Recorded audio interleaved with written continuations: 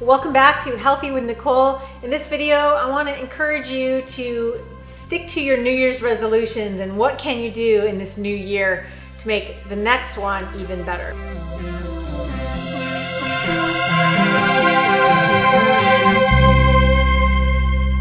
For those of you that are setting your intentions for the new year and you know you have all these goals, I know we're super excited at the beginning of the year. Everyone buys memberships to the gym and they have intentions to lose weight and make a lot more money or whatever it is you're gonna do. So in what I do with my clients for coaching is usually we like to set that goal. But in the meantime, we wanna set little short-term goals that make that long-term goal happen. And so what this looks like is, let's say that weight loss is your goal. Let's say you wanna lose 30 pounds. And so instead of just saying, I'm gonna do all these things that help me to lose 30 pounds, instead of saying that, we're gonna say, what can we do that's realistic? So maybe it's 1.5 pounds a week for 12 weeks. And so what are we gonna do this week that's gonna help you to lose 1.5 pounds?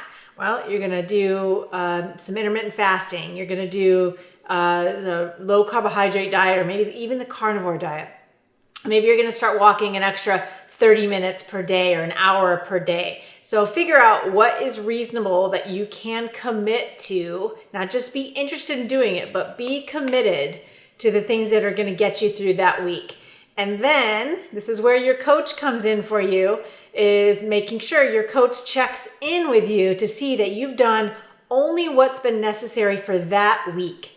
And then we see, how did we do? Where did we struggle? Did we have a roadblock? Was it not fitting into your time schedule? Were you not sleeping well enough so you're too tired during the day to go to the gym?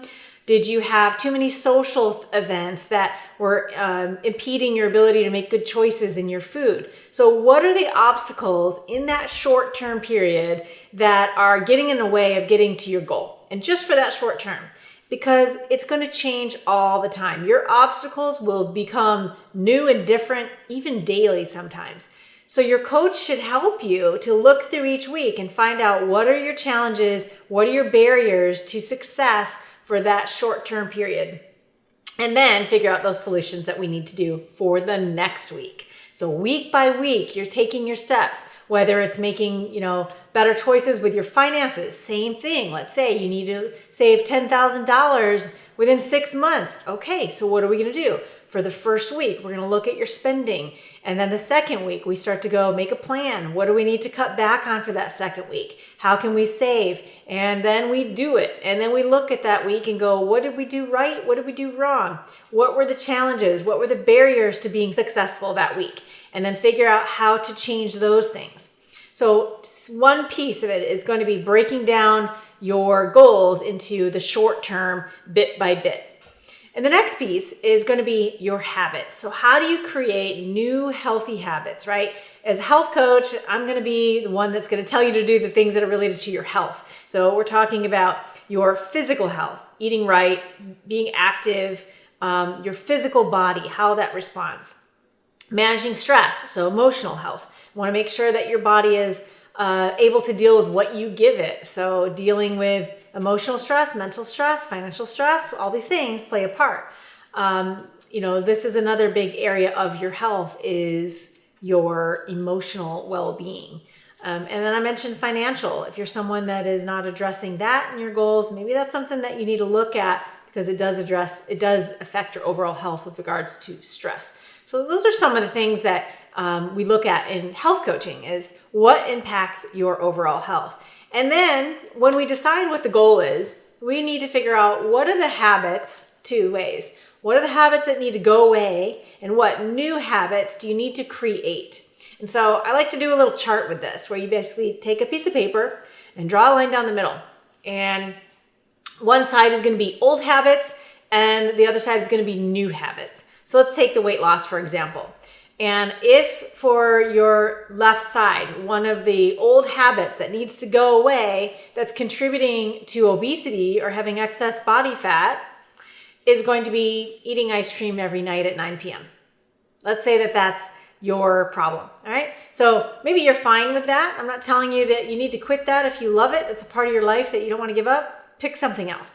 But let's say that that's a problem that's stopping you from getting to your goal and you need to change that habit. That's going to be in the column of go away, right? And then on the other side of that column is what new habit can you create or put in place of the old one? And so for that example, at 9 p.m. every night, if you're craving ice cream, what can you do that you enjoy at 9 p.m. every night that you're willing to trade off? So for me, I have been through that where I was having ice cream at 9 o'clock at night. Wasn't a good thing for me. So I started having tea, hot tea at night. I made it kind of sweet, put a little cream in it. And it was a really nice treat for me and I still really enjoyed it, but I felt good about it because it wasn't something that would impede my goal. It wasn't something that was going to have a negative effect for me in any way. So I traded. So I started creating that new habit by doing that every night, every night, every night. So in order to get rid of the old habits, you got to replace them with something positive and beneficial. And that's the second way that you can get to your goals. And then the third way that you're going to get to your goals for the long term in 2020 and this year coming up is social support. So whether you have friends around you or family or you hire a health coach, whatever it is that you do, you need to have somebody in your corner rooting for you and helping to reinforce these positive actions, behaviors, and thoughts that you need to do every day. The worst thing that you can do is have people that are the opposite, people that are the naysayers, that don't agree with the goal that you're trying to do, or their lifestyle is totally different, or anybody that in any way negates your efforts to reach that goal. That you don't want. Push those people to the outside of your ring and keep those that support you on the inside. These are the people that you want to help support you. They are the ones that will call you out if you're not sticking to it. They are the ones that are going to be real with you and tell you, hey, you know what? You've been kind of slipping here. What's going on? So look for your friends that really love you, your family that's supportive. We know not all family is supportive sometimes. Or hire a health coach. Any of these are great ways to find the people that will help support all of these new goals that you're setting. So 3 ways to help you keep on track for your new goals for the new year is 1, chunk it, small bits, break down your goals into small short-term pieces. 2, replace the old habits that don't help you with the new habit that is going to be your key to success. And then 3, make sure you've got support. Friends, family, health coach, whatever it takes, get those people in your corner. So I hope that works for you. Good luck. And if you like that video, give it a thumbs up and I'll see you in the